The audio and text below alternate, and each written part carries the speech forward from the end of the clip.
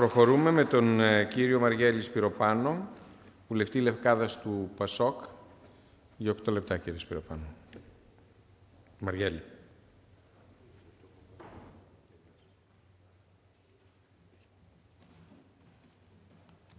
Ευχαριστώ, κύριε Πρόεδρε. Κυρίες και κύριοι συνάδελφοι, κύριε Υπουργέ, θέλω να ξεκινήσω πρώτα με ένα θέμα που απασχολεί τον νομό μου και το έχω θέσει υπόψη σας. Στη Λευκάδα έχει δοθεί αδειοδότηση, άδεια λειτουργίας για ένα πυρηνουργείο. Λειτουργεί τον τελευταίο καιρό. Υπάρχουν εντονότατες αντιδράσεις του τοπικού πληθυσμού. Τις τελευταίες 3 εβδομάδες έχουν καταλάβει τους δρόμους, έχουν στήσει αντίσχυνα, ξενυχτάνε. Το εργοστάσιο έχει διακόψει τη λειτουργία του, με ό,τι σημαίνει αυτό. Ο εισαγγελέας επιλαμβάνεται.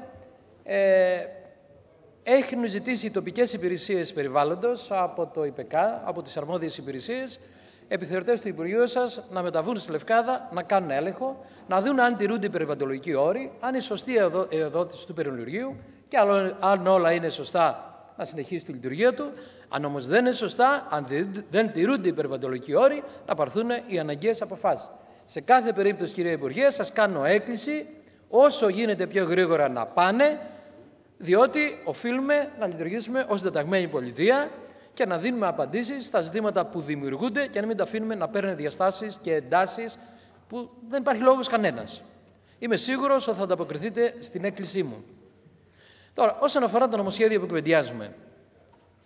Κουβεντιάσαμε και χθες και είπα και χθες ότι προφανώς και το περιβάλλον δεν αντιστρατεύεται την κοινωνία. Αυτό είναι αποδεκτό από όλους μας.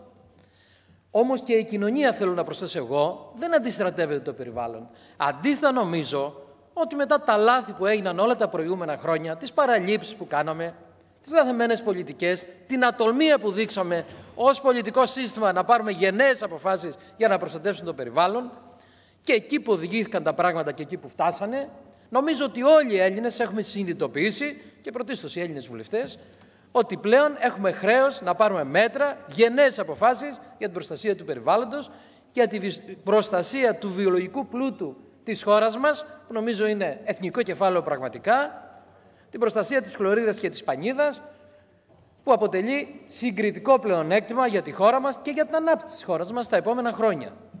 Όμως, θέλω να επαναλάβω ότι όλα αυτά για να συμβούνε, με τον καλύτερο νόμο να έχουμε, να υλοποιήσουμε, δεν θα συμβούνε αν δεν υπάρχει μία αποδοχή της κοινωνίας, αν η κοινωνία, οι πολίτες δεν έχουν κατανοήσει ότι έχουμε ένα νόμο καλό, ένα νόμο ποιοτικό, ένα νόμο ο οποίος μπορεί να λύσει προβλήματα και να μην δημιουργήσει προβλήματα.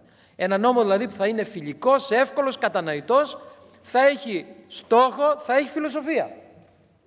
Και νομίζω ότι με τις συμπληρώσεις που κάνατε, κύριε Υπουργέ, και τις τροποποιήσεις που δεχθήκατε, και χαίρομαι γι' αυτό, νομίζω ότι βοηθήσαμε σε αυτή την κατεύθυνση να γίνει ένας νόμος που δεν θα δημιουργεί αντιδράσεις και τριβές, αλλά αντίθετα θα είναι ένας νόμος ο οποίος θα βοηθήσει πραγματικά και την κοινωνία και τους πολίτες για να βοηθήσουν οι ίδιοι, για να υποστηρίξουμε οι ίδιοι τελικά όλοι οι Έλληνες πολίτες και να προστατεύσουμε το περιβάλλον.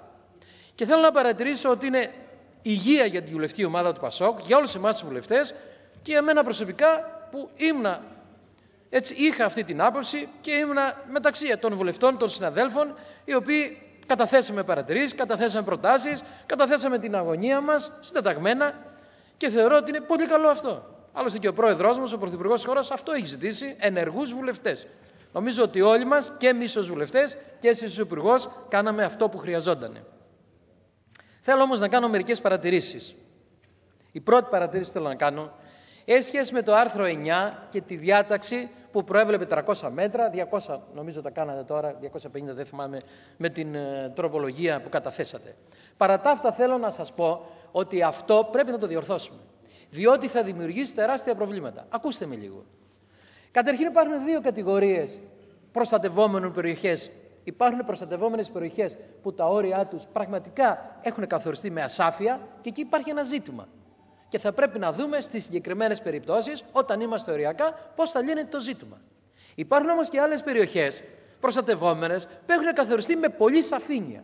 Ας πούμε, το εσωτερικό αρχιπέλαγος του Ιωνίου, που αφορά το δικό μου νομό, τα δικά μας νησιά, στη Λευκάδα, στην Κεφαλονιά, στο Μεγανή, στον Κάλαμο, στον Καστό, καθορίζεται με πολύ σαφή τρόπο.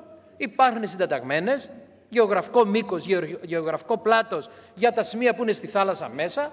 Όσον αφορά το νησί της Λευκάδος, προσδιορίζονται οι ακτές της Λευκάδος από το βορειότερο σημείο μέχρι το νοτιότερο σημείο, και όσον αφορά τα νησιά, οι ακτές των μικρών νησιών συν 50 μέτρα από τις ακτές μέσα. Σε αυτή την περίπτωση που είναι σαφέστατα τα πράγματα, γιατί να υποβάλουμε τους πολίτες σε μια ταλαιπωρία, η οποία θα είναι μεγάλη ταλαιπωρία, διότι όπως προβλέπετε θα πρέπει όλοι οι άνθρωποι να απευθύνονται στην Πάτρα, που είναι η έδρα της αποκεντρωμένης κρατικής διοίκησης. Θα πρέπει η αρμόδια περιβαλλοντολογική υπηρεσία να στέλνει να κάνει αυτοψία, και βεβαίως στην Πάτρα υπάρχονται όλα τα Ιόνια, όλη η Πελοπόννησος και βεβαίως η Ακαρνανία. Φανταστείτε αν είναι δυνατόν, αν υπάρχει δυνατότητα ανταπόκρισης, τι θα γίνει. Θεωρώ ότι είναι μια ταλαιπωρία για τους πολίτες, χωρίς κανένα νόημα και χωρίς κανένα αντικείμενο, αφού καθορίζονται με σαφήνεια τα όρια. Άρα, για να κλείσω αυτή την παρατήρηση, θα πρέπει να το διορθώσουμε. Και εκεί που τα όρια καθορίζονται με σαφήνεια, σε αυτή την περίπτωση να μην χρειάζεται καμία αυτοψία. Εκεί βεβαίως που υπάρχει ασάφεια, εκεί θα πρέπει πραγματικά να υπάρχει κάποια αυτοψία που θα μπορούσαμε να το λύσουμε διαφορετικά βεβαίως. Είτε με υπεύθυνη δήλωση του μηχανικού, του μελετητή μηχανικού και αυτοψία της υπηρεσίας, και αν δεν μπορούσε να δώσουν λύση, να απευθυνθούν σε δεύτερο βαθμό στην αποκεντρωμένη περιφερειακή διοίκηση. Τα φορτώνουμε όλα δηλαδή στην αποκεντρωμένη περιφερειακή διοίκηση και θεωρώ ότι θα φρακάρουμε στο σύστημα. Άλλωστε, για το Μεγανήσι που υπάρχει, σαφώς περιγράφεται 50 μέτρα από την ακτή, επειδή ο χάρτης που βρίσκουμε στην ιστοσελίδα του ΙΠΕΚΑ δεν αποτυπώνει σε κλίμακα 1 προς 100.000 τα 50 μέτρα από την ακτή προφανώς, οι υπηρεσίες δεν δέχονται τα 50 μέτρα, που είναι αυτονόητο, αλλά ρωτάνε. Και ρωτήσανε και το Υπουργείο. Και μάλιστα την αναφορά την έστειλα εγώ ως βουλευτής. Και η απάντηση από το Υπουργείο, κύριε Υπουργέ και κύριε Υπουργέ, ήταν εκπληκτική. Λέει, δεν ξέρουμε ακόμα τι ισχύει, το μελετάμε και θα δούμε στην πορεία. Αυτά λέει το Υπουργείο. Εγώ θα καταθέσω στα πρακτικά της Βουλής αυτά που σας λέω τώρα. Και τα όρια τα καθορισμένα και την απάντηση που έχει δοθεί, να δείτε σε τι δύσκολους ατραπούς θα οδηγηθούμε αν επιμείνουμε σε αυτή τη διάταξη. Το δεύτερο που θέλω να πω ως παρατήρηση και να κλείσω, συγγνώμη κύριε Πρόεδρε, υπάρχει ένα ζήτημα. Εγώ το ξαναέθεσα όταν κουβεντιάζαμε στο κοινωνικό τομέα εργασίας. Υπάρχει το ζήτημα της αρτιότητας των οικοπαίδων, τα οποία βρίσκονται στις ζώνες των οικισμών. Εμείς στη Λευκάδα έχουμε τεράστιο πρόβλημα για αυτό το ζήτημα. Και εδώ πρέπει να διευκρινίσουμε ότι δεν πρόκειται για κατατμήσεις 2 στρεμμάτων που γίνονται. Αυτή η διάταξη είναι από το 1977. Αναφερόμαστε δηλαδή σε ακίνητα τα οποία θεωρήθηκαν άρτια το 1977. Από το 1977 και μετά δεν επιτρέπεται καμία κατάτμιση. Δεν έχουμε δηλαδή οικόπεδα που δημιουργηθήκαν από το 1977 μέχρι σήμερα που έχουν περάσει 34 ολόκληρα χρόνια. Κουβεντιάζουμε για αυτά τα οικόπεδα που προϋπάρχουν του 1977 και από τότε μέχρι σήμερα μπορεί να έχουν γίνει και διαδοχικές μεταβιβάσεις, έχουν πληρωθεί φόροι στο κράτος και ερχόμαστε σήμερα και λέμε ότι αυτά τα οικόπεδα δεν είναι άρτια, δεν είναι οικοδομήσιμα. Εγώ θέλω να κάνω μια πρόταση. Είπατε κύριε Υπουργέ προχθές ότι περπατάμε την Ελλάδα και μας πληγώνει αυτό που βλέπουμε. 4όροφα, 5όροφα κτλ.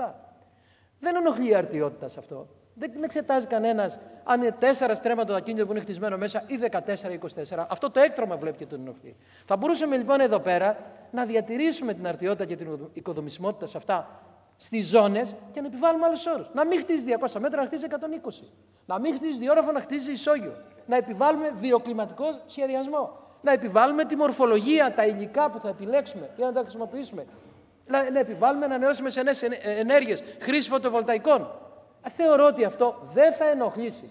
Και τελειώνοντας θέλω να πω, ο Αείμνιος Στρίτσης ξεκίνησε τότε την επιχείρηση πολεοδομικής ανασυγκρότησης. Ίσως είναι επίκαιρο τώρα να ξεκινήσουμε μια καινούργια επιχείρηση πολεοδομικής ανασυγκρότησης, όχι όσον αφορά μόνο τον πολεοδομικό σχεδιασμό, όσον αφορά τα μορφολογικά χαρακτηριστικά, όσον αφορά την αισθητική των κτηρίων, την αρχιτεκτονική, τα υλικά που θα χρησιμοποιούμε, την ταυτότητα των κτηρίων δηλαδή. Τελικά την ταυτότητα του παραγόμενου δομημένου περιβάλλοντος. Ίσως αυτό είναι πολύ πιο σημαντικό και θα παράγει καλύτερο αποτέλεσμα από ό,τι παράγει ο περιορισμός αυτός. Δεν σου επιτρέπω. Και θα έχει την αίσθηση κι ο άλλος της δικαιοσύνης.